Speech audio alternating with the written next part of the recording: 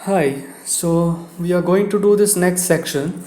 It is a very small section, only of 10 to 12 lines, and it's called Sexual Favor and the Power of Gold.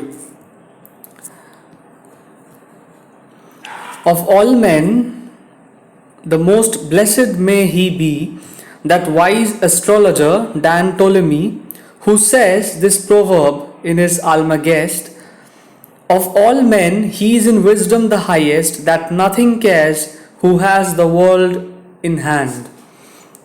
Now, Wife of Bath continues and he makes a reference to this Greek philosopher, this Greek astrologer called Ptolemy, and Ptolemy's book called Almagest.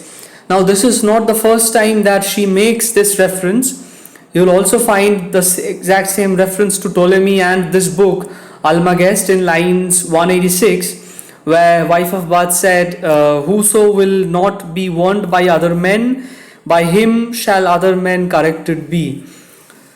And Wife of Bath says that this philosopher, this Greek astrologer Ptolemy, is the wisest astrologer or the philosopher that ever lived. Now, you will notice something, that Wife of Bath has a tendency to invoke this religious text, to invoke the words of the apostle like St. Paul's, to invoke words and quotes from these Greek philosophers or astrologers like Ptolemy and his book. Now, what she is doing is that she is referring to all these religious texts and quotes from philosophers, but she has a habit of interpreting these texts or these quotes to suit her own needs. Now, what does this proverb means, or what does this line that was there in Ptolemy's Almagest, that all men he is in wisdom the highest, that nothing cares who has the world in hand?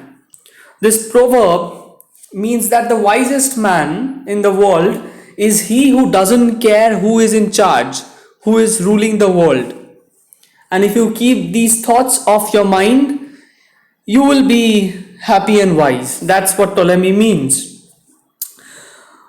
Wife of Bath reinterprets this, and she means that if you have enough or more than enough, then you don't need to care about anything else, don't need to care about who gets more than you. And by this proverb shall you understand, since you have enough, why do you reck or care how merrily all other folks may fare? For certainly, old dotard, by your leave, you shall have cunt all right enough at eve.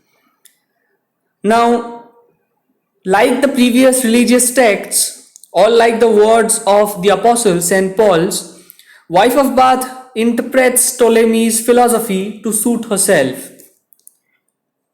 She wants to say to her husband that if you have enough or more than enough, then why do you need to bother about the pleasure of other people, especially other men?